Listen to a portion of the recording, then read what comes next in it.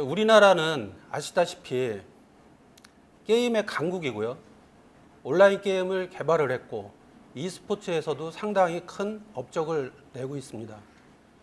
한류 문화 콘텐츠에서도 50% 이상의 수출을 보이고 있고요. 그리고 또 우리가 가지고 있는 여러 가지 강점들이 앞으로 미래에 큰 힘이 될 거라고 많은 사람들이 믿고 있습니다. 그런데 안타까운 것은 한류 콘텐츠의 중심이 되고 있는 게임에 대해서 부정적인 시각을 가지고 있으므로 또 이 부정적인 시각이 법규를 좀 어렵게 많이 만들어서 이 게임 산업이 좀 위축이 되고 있습니다. 근데 그 원인에 대해서 좀 많이 생각을 해봤는데요. 그러니까 청소년을 위한다라고 하는 어떤 그런 것들이 그때 당시에 우리는 이제 지금처럼 빠른 인터넷을 하지 못했습니다.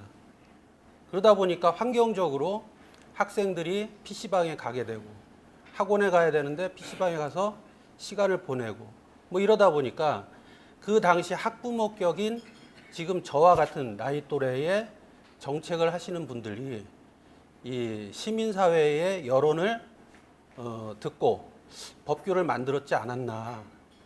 근데 이제 그것이 그 당시에는 큰 문제가 되지 않았었는데 지금은 아주 심각한 문제가 되고 있다라고 봅니다. 지금 여기 보시는 바와 같이 생명공학이나 드론, 공유경제 뭐 이런 면에서 우리는 굉장히 큰 장벽을 마주하고 있습니다.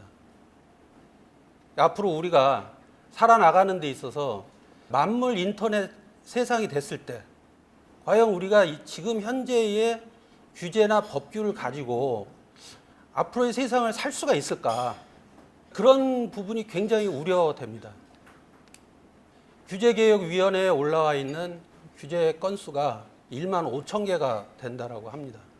오늘 이 자리에 우리가 모이게 된 것은 WHO의 게임에 대한 질병 판단으로서 이 자리에 모였습니다. 이 판단이 우리 게임 업계에는 치명적인 문제가 될 수도 있는데 다 같이 지혜를 모은다면 앞으로 우리는 더 좋은 어떤 사회를 만들어 나갈 수도 있고 그럼 본론으로 들어가겠습니다. 게임 산업이 현재 지금 매년 5% 이상의 성장세를 보이고 있는데요. 우리나라에서도 성장세는 계속 지속이 되고 있습니다. 근데 이제 문제가 되고 있는 것은 한국 게임 산업의 매출 증가율이 둔화되고 있다라고 하는 것이 문제입니다. 국내 콘텐츠 산업 종사자 수는 전년 대비 약 2.1% 증가한 64만 4,847명이고요. 이 중에서 게임 산업 종사자 수는 8만 1,932명으로 전년 대비 10.7%가량 증가했습니다. 이 부분이 우리가 눈여겨봐야 될 부분인데요. 전년 대비 상승을 했지만 근로자 수가 급격히 줄어든 때가 있습니다. 게임 업계에 상당히 문제가 있었을 때에 이런 현상이 보였었는데요. 현재 우리나라는 게임이 양극화되어 있는 상태입니다. 그래서 대기업 중심으로 되어 있고 그 다음에 아주 소규모의 그런 게임 회사들이 존재하고 있습니다. 부정적 견해와 규제로 인한 게임 산업의 위상 변화가 최근에 아주 심각하게 대두되고 있었습니다. 한국의 대표적인 게임 회사인 넥슨이 올 초 매각을 하겠다고 발표를 했었고요. 이 매각을 하겠다라고 하는 이 이슈가 한국뿐만이 아니라 전 세계적으로 큰 불안감을 조성하는 그런 문제로 작용을 했습니다. 우리나라의 게임 순위는 총체적으로 보면 4위인데요. 온라인에서는 3위, 글로벌 모바일 게임에서는 4위입니다. 이것도 조금씩 하락하고 있는 그런 문제가 있습니다. 근데 이 문제에 대한 거는 간단하게 말씀을 드리면 규제에 대한 부분이 좀 심각하게 작용을 하지 않았나라고 생각을 하는데 그 규제의 여파가 양산형 게임을 만들게 됐고 양산형 게임을 만들다 보니까 이 대기업 중심의 여러 가지 이제 퍼블리싱이라든지 다양한 어떤 상행위를 할 수 있는 그런 부분과 이 중소기업이 할 수 있는 일이 그게 좀 차이가 많이 나갔고 결과적으로 양극화가 되고 점유율이 좀 많이 떨어지게 된 원인이라고 생각을 합니다. 이 부분이 이제 저는 게임 그래픽을 가리키는데요. 그러니까 문화인으로서 생각을 해본다면 규제라든지 어떤 이 범위를 정해 놓는 게 창작을 하는 사람한테 얼마나 큰 고통인지 그걸 아주 절감하게 됩니다. 그러니까 규제라고 하는 것들이 창의성을 좀 떨어뜨리게 되고요. 창의성을 떨어뜨리다 보니까 그것이 쉽게 빨리 만들 수 있는 양산형 게임을 만들게 되고 양산형 게임을 만들다 보니까 이런 현상이 결과적으로 벌어지지 않았나 생각합니다. 이런 위기감 속에 최근에 큰 변화도 있었습니다. 문화체육관광부에서 최근에 성인 PC 온라인 게임 결제 한도를 폐지했고요. 셧다운제를 단계적으로 폐지할 방침이고 글로벌 게임 허브 센터, 지역 게임 센터, 그리고 게임 전문 학교 마이스터고 인력을 양성하겠다고 발표를 했습니다. 게임 전문 펀드도 확대를 하고요. 가상현실, 증강현실, 제작 지원 및 수출 지원, 중국 판호 허가 규제 극복을 위한 지원도 하겠다라고 발표를 했습니다. 게임 산업계도 성인 PC 온라인 게임 결제 한도 폐지에 따라서 자가 한도 시스템을 구축을 해서 자체적으로 이 범위를 정하고 올바른 선순환적인 그런 시스템을 만들겠다라고 약속을 했습니다. 또 눈여겨봐야 될 게 중소벤처기업부에서 코리아 아트 스타트업 센터를 만들고 있는데요. 이제 시작을 하는 상태이기 때문에 이게 어떤 식으로 진행이 될지 어떤 결과를 만들지는 아직 뭐 예측이 어렵지만 특히 이제 핀란드 고용경제부와 MOU를 체결한 것은 게임 업계에서는 상당히 좀 고무적이지 않나. 거기에는 이제 클래시 오브 클랜과 앵그리버드를 만들었던 그런 사례가 있기 때문에 앞으로 큰 변화가 있지 않을까라는 기대를 하고 있습니다. 그리고 이동통신업계에서는 5G를 기반으로 한 클라우드 VR 게임 개발을 하겠다라고 얼마 전에 발표를 했습니다. 그래서 이것 또한 앞으로 상당히 큰 기대를 걸만한 일이라고 봅니다. 규제는 아까 얘기를 어느 정도 했기 때문에 그냥 단순하게 넘어가고요.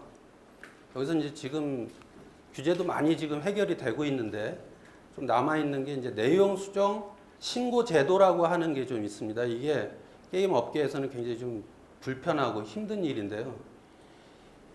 패치를 해야 되는 어떤 문제가 있습니다. 게임이라고 하는 게 계속 뭔가를 업데이트를 해야 되고 뭔가 이렇게 계속 변화를 줘야 되는데 이제 그런 것들을 후에 신고를 하다 보니까 이것에 대해서 평가를 하시는 분이 평가를 했을 때 문제가 있다라고 하게 되면 게임업자, 개발자는 이걸 원상태로 돌리든지 아니면은 절충안을 내야 되는데 이게 상당히 많은 어떤 그 비용이나 시간을 낭비하게 하는 요소로 작용을 하고 있습니다.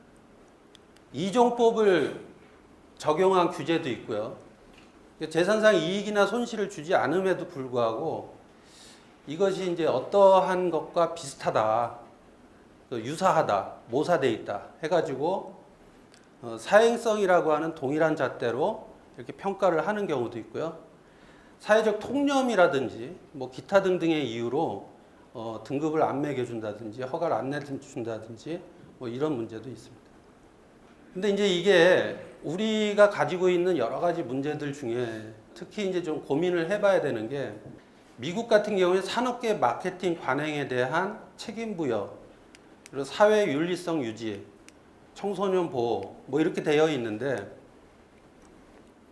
이것들을 지켜나가고 운영해 나가는 주체가 외국은 대부분 이제 그 자율적인 산업계에서 진행을 하는 그런 부분이 있습니다. 반면에 이제 우리나라는 국가의 규정으로 진행을 하기 때문에 이것이 조금만 어긋나도 사업을 못하게 된다든지 아니면 범법자가 된다든지 뭐 이럴 수 있는 문제가 있습니다. 게임이 정말 나쁜 것이냐라고 하는 거에 대한 여러 가지 그 논란이 있는데요. 근데 게임은 사실 따지고 보면 순기능이 굉장히 많습니다. 제가 과거에 이제 그 마약협회의 이사로 잠깐 있은 적이 있는데 거기에서 보게 되면은 이 마약이나 뭐 어떤 이 중독은 심각한 상황으로 결과가 나타납니다. 근데 게임은 사실 뭐 그런 현상으로 나타나는 경우는 없고요. 여기 보시는 바와 같이 담배, 알코올, 도박, 마약 뭐 이런 경우에서는 순기능이 없습니다.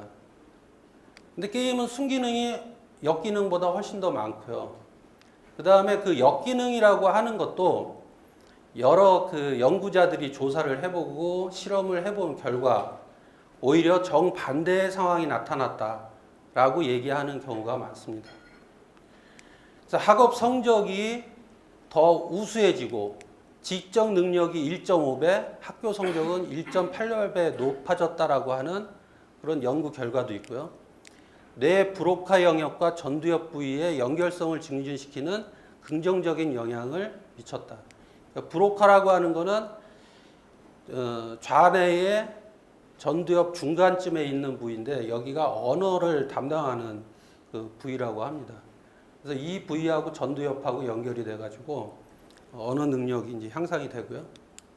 그 다음에 이제 그 20대, 30대 남성들한테도 실험을 해봤더니 시각, 지각, 학습 테스트를 빠르게 하고 후두엽과 전두엽의 뇌 연결도 더 발달한 것으로 나타났습니다. 노년층 우울증 감소에도 효과가 있고요. 항우울제로 알려진 약을 12주 치료한 것과 비슷한 효과가 났다라고 하는 결과도 있습니다. 3차원이나 가상현실, 증강현실과 같은 기술을 게임과 접목을 해서 이것을 이제 체험을 했을 때 정신적, 심리적 질병을 치유할 수 있다라고 하는 연구 결과도 있고요. 성인, 어린이, 유아에게 비디오 게임을 플레이한 후 공간 방향, 기억 형성, 전략 기획, 미세 운동 능력 등을 담당하는 뇌 영역이 증가하였다. 독서 능력이 향상이 되고요. FPS 게임이라고 하는 건 이제 그 1대1로 이렇게 그 사격하고 뭐 이러는 게임인데 이게 굉장히 빠르고 이 속도감이 있습니다. 그래서 이런 경우에서도 명암 감지 기능이라든지 뭐 이런 여러 가지 긍정적인 효과가 난다라고 보고 있습니다. 지금 말씀드리는 이런 내용들은 뭐냐면 그동안 우리나라에서 나와 있는 역기능에 대한 문제가 대부분 폭력성이 생긴다, 무슨 뭐 뇌가 어떻게 된다, 뭐 이런 얘기가 굉장히 많습니다. 그것을 반박하는 자료가 굉장히 많습니다. 또 뇌졸중 이후 재활 치료를 한 두 그룹에서 볼 때 재활 치료 후에 게임을 한 사람들은 뇌가 적극적으로 계획을 하고 목표를 위해 움직였기 때문에 결과적으로 치료 효과가 더 나왔다라고 발표한 연구 자료도 있습니다. 다음은 역기능입니다. 게임의 역기능은 그동안 언론을 통해서 굉장히 많이 알려진 것처럼 과도한 게임은 학업이나 일상생활에 지장을 준다. 게임은 중독성이 강하다. 폭력적인 성향이 생긴다. 뇌에 무리를 주어 건강 문제가 생긴다. 뭐 이러한 내용으로 주로 얘기들을 하고 있습니다. 근데 앞서 말씀드린 것처럼 역기능으로 알려진 것들이 실제 연구를 해보고 조사를 해보니까 그렇지 않다더라. 오히려 더 좋대더라. 뭐 이런 결과가 상당히 많고요. 세계 이 게임에 대해서 관심을 두고 있는 석학들이 36명이 모여가지고 논문을 쓴 게 있는데 거기에 보게 되면은 애시당초 존재하지 않을 질병을 질병인 것처럼 문제시하는 것이 문제다라고 하는 그런 말을 하고 있습니다. 그 다음에 이제 여기 게임 중독이 존재한다라는 전제하에 진행된 연구가 한국은 89%, 중국은 90%, 뭐 이렇게 좀 한쪽에 치우쳐 있는 그런 연구들이 많이 나타난 것이 우리의 규제를 만들지 않았나 이렇게 생각이 됩니다. 융합형 기능성 게임에 대해서 말씀드리겠습니다. 시리어스 게임이라고 하는데요. 융합형 기능성 게임은 이제 게임의 순기능을 활용을 해서 아까 말씀드렸던 여러 가지 좋은 점들을 다양한 어떤 장르에 접목을 시켜서 확장성 있게 만들어 나가는 게임입니다. 재정부, 교육, 군사, 기업, 보건, 의료 뭐 다양하게 지금 확장이 되고 있고요. 기존에도 우리가 이제 뭐 군사 훈련이라든지 뭐 이런 것들을 게임을 이용해서 대신하고 있다. 뭐 이런 보도는 많이 접했을 겁니다. 위에 있는 것은 이제 의료용 게임인데요. 그 소아암에 걸려 있는 소아들이 그 항암 치료를 받는 게 굉장히 어렵잖아요. 근데 그럴 때 이제 이 게임을 해서 항암 치료를 좀 더 편안하게 받을 수 있도록 하는 그런 교육 효과가 있고요. 밑에 있는 게임은 음식을 섭취하는데 편식을 하는 어린이들한테 이것이 좀 더 좋은 음식이다라고 하는 것을 자연스럽게 알려줄 수 있는 그런 게임입니다. 그래서 과일이나 야채 뭐 이런 것들을 편안하게 먹을 수 있도록 하는 거고요. 위에 있는 거는 이제 호서대에서 개발한 게임인데요. 그 운동 재활 기능이 있는 그런 게임입니다. 그래서 노인들이 제자리에 오면서 손동작이나 발동작을 통해서 게임을 진행을 하고 그걸로 치유를 할 수 있는 그런 게임이고요. 조종 시뮬레이션은 뭐 많이 나와 있으니까. 자, 그 다음에 이제 이산화탄소 배출에 대해서 효과적인 그 교육을 하는 그런 게임도 있고요. 인터넷 윤리를 게임을 통해서 교육을 하는 그런 게임도 있습니다. 그다음에 요거는 이제 최근에 이제 이슈가 되고 있는 주이프트라고 하는 게임인데요. 기존에 이제 우리가 그 스크린 골프라든지 뭐 스크린 야구라든지 이런 것들도 뭐 많이 접하셨을 텐데 그와 유사하지만 요거는 이제 조금 다른 게 MMORPG 기능이 있습니다. 그러니까 다중 접속해서 할 수 있는 그런 기능이 있고요. 그래서 이제 게임의 한 범위로 포함이 됩니다. 실내 라이딩을 할 수 있는데 여기 하단에 보게 되면 롤러가 붙어 있습니다. 여기에. 그래서 여기 롤러 위에다 자전거를 올려놓고 자전거를 타게 되면 운동이 자동으로 되겠죠. 모니터를 보고 뭐 이렇게 진행을 하는 그런 게임입니다. 4차 산업혁명 예측에 대해서 말씀드리겠습니다. 그러니까 아까 서두에서 이제 말씀드렸던 것처럼 게임 업계나 뭐 4차 산업이나 만물 인터넷이 굉장히 중요한 것이라고 저는 생각을 하는데요. 그러니까 여기 이제 나와 있는 것처럼 초지능 통신망, 초지능 산업 뭐 이런 건 다 많이 듣던 얘기고, 근데 뭐 만물 인터넷도 많이 듣던 얘기지만 이건 어떻게 결합이 될지 예측이 좀 불가능한 그런 장르가 아닌가 생각이 됩니다. 그러니까 M2M 이 사물 통신에서 이제 사물 인터넷으로 넘어가고 만물 인터넷으로 넘어갔을 때 이 만물 인터넷으로 넘어가게 되면 사람과 사물과 공간이 모두 이 안에 혼재되게 됩니다. 영역을 나눌 수도 없고요. 어떤 것이 어떤 거라고 명명을 할 수도 없습니다. 이게. 어떻게 결합을 할지도 모르겠고요. 무슨 사업이 진행이 될지, 무슨 상품이 나올지 예측이 좀 힘들다라고. 4차 산업혁명에서 게임은 중요한 위치에 있게 될 것이고요. 게임은 IoT, IoE, AI, AR, VR, 클라우드 서비스, 5G 뭐 이런 산업들과 연계돼서 오락적 산업과 게임의 순기능적인 융합형 기능성 게임으로 발전을 하게 될 것입니다. 다음에 이제 MS 홀로렌즈나 구글 글래스와 같은 진보적 디바이스가 출현을 현재 했고요. 이것이 앞으로 어떠한 미래를 만들지 이 또한 우리가 주목을 해야 될 부분이라고 봅니다. 자, 게임의 미래에 대해서 조금 더 생각을 해본다면 연령대가 낮을수록 더 많이 이용을 합니다. 그러니까 만약에 10년 뒤에 지금 우리가 논하고 있는 이런 문제를 10년 뒤 사람들한테 얘기를 했을 때 과연 뭐라고 대답을 했을까? 그들은 생활인데, 그들은 삶이고 이것이 자기의 어떤 놀이고 모든 것인데 그것을 규제한다. 그것이 뭐다? 질병이다. 이렇게 얘기하는 것을 10년 뒤나 20년 뒤 사람들한테 얘기를 했을 때 과연 지금의 이런 어떤 논의가 뭐라고 평가를 할지 매우 궁금하게 됩니다. e스포츠는 지속적으로 발전을 하고 있고요.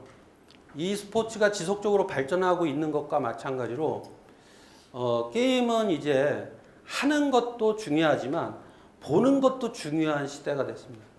유튜브를 보게 되면 게임을 중계하고 게임을 방송하는 그런 1인 미디어들이 엄청나게 많습니다. 지금 이렇게 변하고 있습니다. 그 다음에 또 하나 주목해야 되는 거는 이 게이미피케이션이라고 하는 이 내용인데요. 이게 게임 규칙이나 게임성을 다양한 산업과 조직에 활용을 하는 겁니다. 그러니까 게임을 하는 게 아니고요. 그러니까 우리가 지금 이렇게 포럼을 하고 있는 것도 게임성을 가지고 게임을 대입을 해서 게임처럼 진행을 하는 그런 시대가 이제 곧 올 거라는 거죠. 왜냐하면 이미 많은 사람들이 게임에 적용이 돼 있고 게임을 활용을 했었기 때문에 이게 자연스러운 어떤 문화로 발전을 할 거라고 보고 있습니다. 그러니까 문화로 변화가 된다면 그거는 결국 산업이 되는 거고요. 그래서 이것도 굉장히 큰 산업적 변화가 있을 거라고 예측을 합니다. 이건 뭐 너무 당연한 거고요. 에듀테인먼트의 기능성 게임 장르 급성장 이렇게 돼 있는데 이거 이미 한 10여 년 전부터 교육부에서 초등학생을 대상으로 CD를 만들어 갖고 배급을 해오고 있습니다. 근데 이것은 앞으로 굉장히 크게 더 발전하지 않을까. 그다음에 이제 지적 재산을 기반으로 한 대역 블록버스터급 게임이 등장을 할 것이다. 지금하고는 이제 비교가 안 되는 그런 수준으로 발전할 거라고 보고 있습니다. 시나리오가 강조된 인터랙티브 무비 형태의 게임도 확대가 될 거로 예측을 하고 있는데요. 이미 넷플릭스에서 이러한 내용을 발표를 했습니다. 그 다음에 VR, AR 콘텐츠 개발 및 유통 확대가 당연히 될 거고 2020년 예상 VR 게임 판매 수익은 22.9억 달러로 추정을 하고 있는데 이건 현재 시점에서 그런 거고요. 이건 그냥 무시해도 되는 겁니다. 이게 어떤 콘텐츠가 나오느냐. 정말 사람들이 좋아할 수 있는 콘텐츠가 나온다면 이 수치는 이거의 2배도 될 수 있고 3배도 될 수 있고 뭐 10배도 될 수 있습니다. 현재 이제 VR에 관련된 기기라든지 뭐 이런 것들은 많이 나와 있는데요. 실제 쓸만한 콘텐츠가 많지가 않습니다. 그래서 사업적으로 큰 성장을 못하고 있는데 이것은 마치 과거에 우리가 3D TV를 한참 만들어내고 구매를 했지만 그걸 볼 수 있는 콘텐츠가 월드컵이나 몇몇 스포츠 외에는 볼 수가 없었기 때문에 그 시장이 이제 사장된 거와 마찬가지로 현재는 이제 그런 수준이지만 앞으로는 콘텐츠가 아주 많이 개발이 될 것이기 때문에 이 숫자는 지금 현재 이렇게 예측하는 건 거의 무의미하다라고 생각을 합니다. 보급형 VR 기기 등이 등장해서 시장이 확대되고 있고요. 인공지능 기술을 접목한 게임 개발, 그 다음에 빅데이터 분석을 통한 유저 플레이 패턴을 맞춤형 콘텐츠로 제공. 그러니까 이게 아까 말씀드렸던 IoE, 그러니까 인터넷 오브 에브리띵 이렇게 되어 있는 내용인데 이게 모든 것과 다 연결이 돼 버리는 그런 상황에서의 미래를 생각해 본다면 이게 참 대단하다고 생각합니다. 또 요번에 이제 굉장히 관심이 쏠리고 있는 게 클라우드 스트리밍 게임이 등장을 했다라는 겁니다. 그러니까 과거에는 이제 PC 사양이 좋아야지 이 게임을 아주 재미있게 즐길 수가 있었는데 이제 클라우드 스트리밍 서비스가 진행이 되게 되면 PC 사양하고는 전혀 상관이 없이 진행을 할 수가 있거든요. 그 다음에 이것도 상당히 많은 사람들이 주목하고 있는 분야입니다. 홀로그램으로 구현되는 게임, 그러니까 뭔가 이렇게 실체가 보이는 그런 게임들이 등장을 했을 때 이거 과연 어떻게 될 건가? 5G 통신망 개통으로 인한 모바일 게임의 변화, 뭐 요거는 이미 지금 진행이 되고 있는 거고요. 이것도 한번 눈여겨볼 만한 내용입니다. 과거에 이제 200억대의 기계식 조종 시뮬레이터가 이렇게 있었는데요. 항공회사가 조종사들을 양성하기 위해서 훈련을 시켰던 이런 기계가 있는데 이게 한 200억 했었습니다. 근데 지금은 요건 제가 알리바바에서 캡처를 해온 거거든요. 알리바바에서 1,500만 원에서 700만 원 사이에 VR 시뮬레이터를 판매하고 있습니다. 현재. 그래서 이 그 시뮬레이터의 가격이 1000배 이상 하락이 됐고요. 그리고 보급형 VR 기기는 몇만 원에서 50만 원 선으로 지금 내려가 있습니다. 그러니까 200억 대 몇만 원. 이건 엄청난 차이죠. 결론을 말씀을 드리면 문화체육관광부에서 게임 업계의 돌파구를 찾기 위한 많은 모색을 해주시고 계십니다. 또 많은 그 관계자들이 모여서 머리를 맞대고 더 좋은 방안을 찾기 위해서 지금 노력을 하고 있는데 이런 노력들이 쌓이고 쌓이다 보면 결과적으로 더 좋은 미래가 생기지 않을까 그런 희망적인 생각을 해보고요. 그렇지만 이제 한 번 더 짚어본다면 5월 달에 이제 대한상공회의소에서 국내 신산업 진입의 3대 덫이라고 얘기했던 기득권 저항, 포지티브 규제, 소극적인 행정, 뭐 이런 것들이 문제가 있다라고 지속적으로 지금 문제 제기를 하고 있습니다. 이 기득권의 저항이라고 하는 부분이 어저께 타다 같은 경우에도 그대로 적용이 된 것 같습니다. 그러니까 그 택시 쪽에서 계속 농성을 하고 뭘 하니까 결국 이 타다나 이 공유 경제를 진행하는 쪽과 이쪽 행정하는 쪽과의 사전 조율에서 얘기했던 것과는 다른 결과가 지금 나왔거든요. 그래서 이제 제가 조금 제안을 하고 싶은 부분은 뭐냐면 이해득실이 있는 이해 집단끼리의 긴밀한 어떤 협조 체계나 의논 체계가 필요하다. 과거에 이제 게임이 규제를 당할 때 게임은 그때 당시에 대부분 이제 중소기업들이었거든요. 영향력이 별로 없고. 마찬가지로 우리나라에서 지금 신산업이라고 해서 나타나는 기업들은 솔로입니다. 그러니까 한두 기업밖에 없는 거죠. 그러니까 이 사람들의 어떤 입장이 기득권이 있는 거대 집단하고 맞닥뜨렸을 때 할 말이 없는 거거든요. 법은 그냥 여론이나 어떤 기득권의 저항으로 만들어지는 것이 아니라 장기적인 어떤 산업의 비전을 보고 여러 주체가 함께 모여서 거기에 더불어 정부와 그리고 또 자문할 수 있는 사람을 모셔서 같이 협의체를 구성을 해서 신생기업의 한두 명이라도 이 사람의 비전과 이 사람이 국익에 얼마큼 도움이 될 수 있는지를 아주 잘 따져서 그렇게 해서 법이 만들어졌으면 좋겠습니다. WHO에서 게임을 질병으로 보는 문제로 해서 오늘 이런 여러 가지 얘기를 말씀드렸는데 더 좋은 결과가 있기를 간절히 바라봅니다. 네, 감사합니다.